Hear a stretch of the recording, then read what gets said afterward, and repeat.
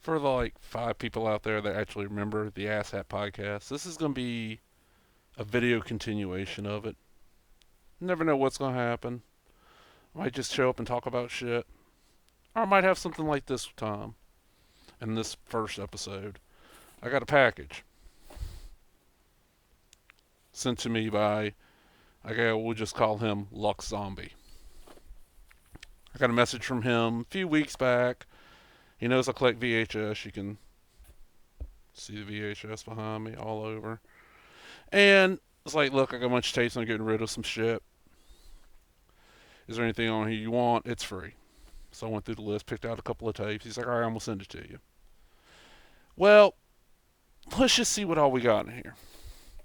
First thing here, I like that he reused a loot crate. Love it. Reused box. I do it all the time myself. And this is actually a Walking Dead one. Okay, we got a note that says enjoy and gives me his address because, dude, I'm sending you a box of something sometime soon. Put that to the side.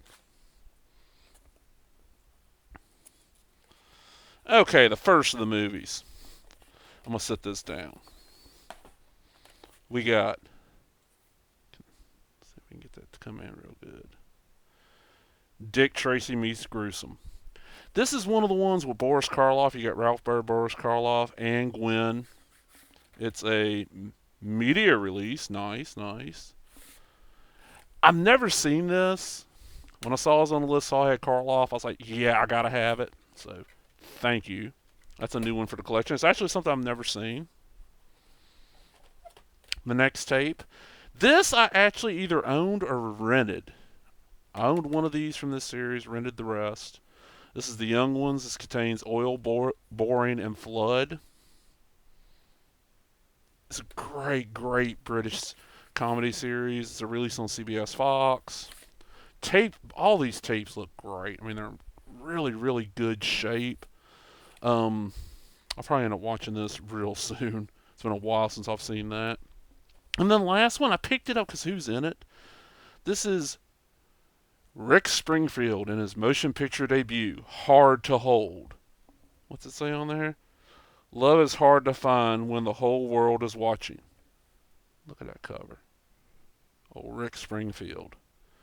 Grammy-winning superstar Rick Springfield makes his big screen debut in this sizzling rock and roll romance featuring 7 brand new Springfield songs. Oh, God.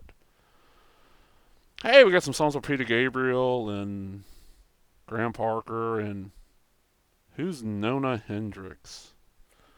I don't know. It sounded like something that would be just odd and worth watching, so got it. So that's what I was expecting. But there's more in this box. And he did tell me a few days before he sent it, and also, dude, quadruple thanks because you sent this fast. Very, very fast. You told me you were mailing it, and I received it in like 2 days. And it went from pretty much one side of the country to the other in 2 days. You did not have to spend for the quick postage, but I appreciate it very much.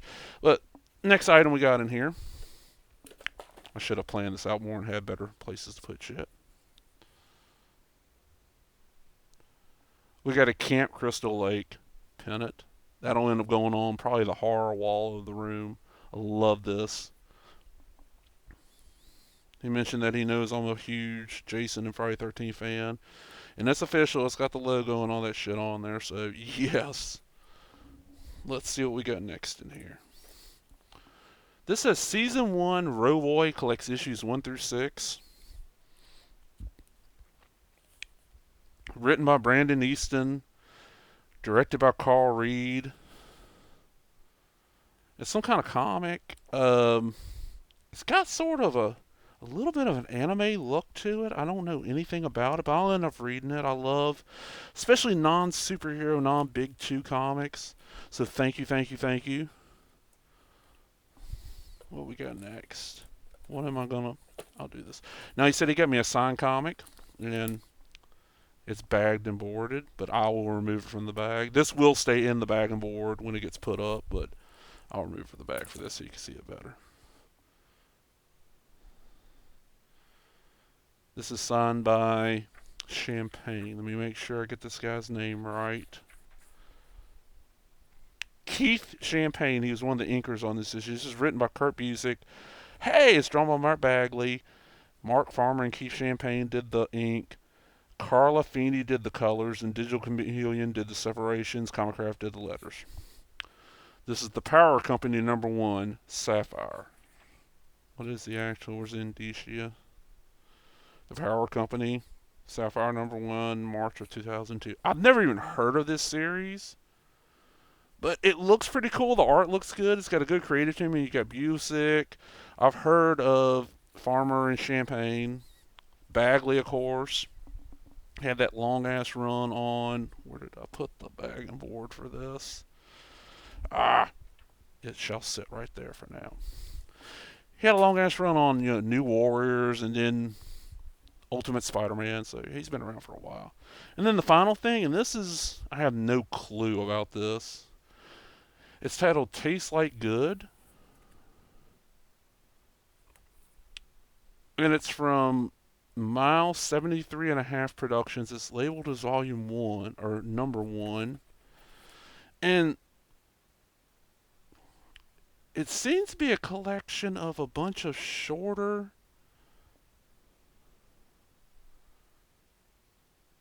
like, indie comics. And I want to be honest, I do not recognize a single name in here, but it looks really cool. Just flipping through it right now, and I'm sure this is boring as hell watching me flip through this. It looks like it's black and white interiors.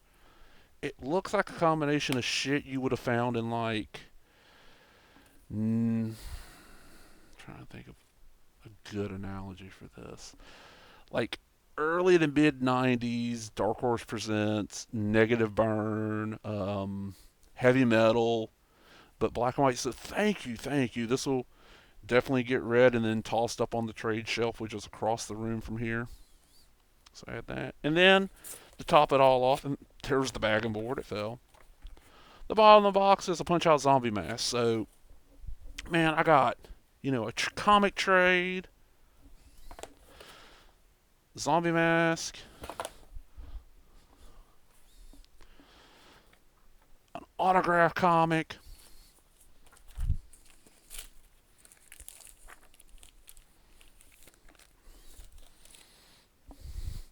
a collection of another comic, like 6 issues of one that looks pretty cool. Looks like some kind of sci-fi anime-ish stuff.